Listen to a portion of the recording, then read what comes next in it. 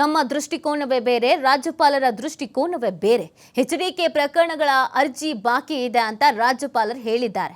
ಅವರಿಗೆ ಫೈಲ್ ಹೋದ್ಮೇಲೆ ಸ್ಪಷ್ಟೀಕರಣ ಕೇಳಿದಾಗ ಹೇಳುದು, ಸ್ಪಷ್ಟನೆ ಕೇಳಿ ವಾಪಸ್ ಕಳಿಸೋವರೆಗೂ ಫೈಲ್ ಗವರ್ನರ್ ಬಳಿಯೇ ಇತ್ತು.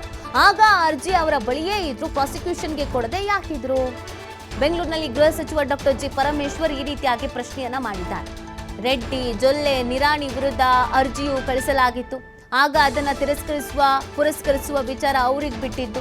ಸಿಎಂ ವಿಚಾರದಲ್ಲಿ ತರಾತುರಿಯಾಗಿ ರಾಜ್ಯಪಾಲರು ತೀರ್ಮಾನ ತಗೊಂಡ್ರು. ಆದ್ರೆ ಎಚ್ಡಿಕೆ ವಿಚಾರದಲ್ಲಿ ಯಾಕೆ ಆ ತರಾತುರಿ ತೋರಿಸಿಲ್ಲ ಅಂತ ಅವ್ರು ಪ್ರಶ್ನೆಯನ್ನ ಮಾಡ್ತಾ ಇದ್ದಾರೆ. ಗೃಹ ಸಚಿವರು ರಾಜ್ಯಪಾಲರಿಗೆ ಈ ಪ್ರಶ್ನೆಯನ್ನ ಮಾಡ್ತಾ ಇದ್ದಾರೆ.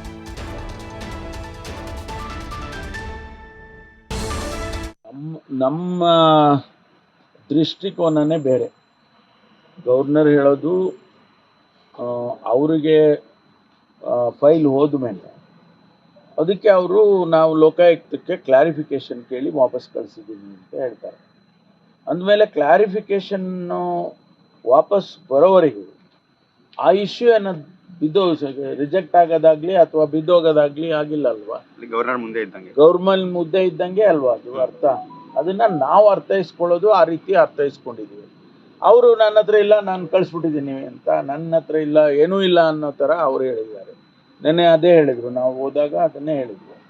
ಈಗ ಒಂದು ಫೈಲ್ ನನ್ನ ಹತ್ರ ಇದೆ ಅಂತ ಹೇಳಿದರು. ಅದು ಯಾರ ಫೈಲು? ಕುಮಾರಸ್ವಾಮಿ ಅವರ ಫೈಲು ಅಂತ ಹೇಳಿದ್ರು. ನಂತರ ಅವರು ನಮಗೆಲ್ಲ ಗೊತ್ತಾಯ್ತು.